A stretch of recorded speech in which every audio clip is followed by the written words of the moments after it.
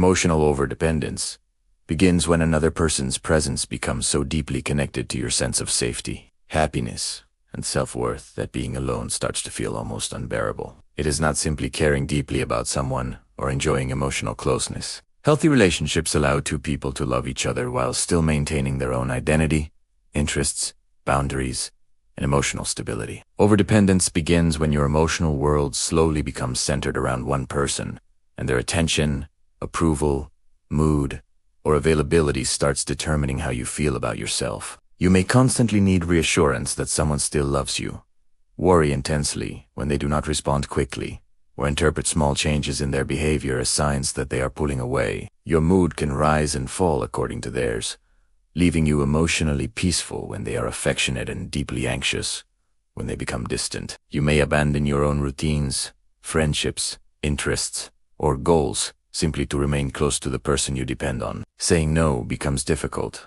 because disappointing them feels more frightening than betraying your own needs. You may tolerate behavior that hurts you because the possibility of losing the relationship feels unbearable. Another sign is constantly seeking their advice or approval before making decisions, even when you are perfectly capable of deciding for yourself. Slowly, you stop asking what you want and begin asking what will keep the relationship secure. The greatest tragedy of emotional overdependence is that the fear of losing someone can eventually cause you to lose yourself. You become so focused on maintaining the connection that your own identity begins disappearing beneath the need to be needed. Recognizing these signs does not mean that attachment or emotional closeness is unhealthy. Humans naturally need connection, support, and intimacy. The problem begins when one relationship becomes the foundation upon which your entire emotional stability rests. Healing begins when you rebuild a life that belongs to you as well. Spend time alone without treating solitude as abandonment. Reconnect with your interests, friendships, values,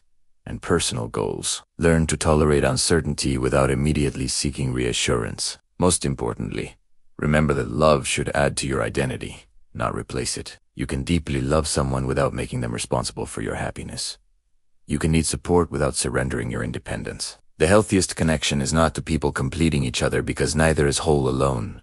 It is two people choosing each other while remaining whole within themselves. Real emotional strength begins when you can say, I love you, I value you, and I want you in my life, but I also know who I am when you are not beside me.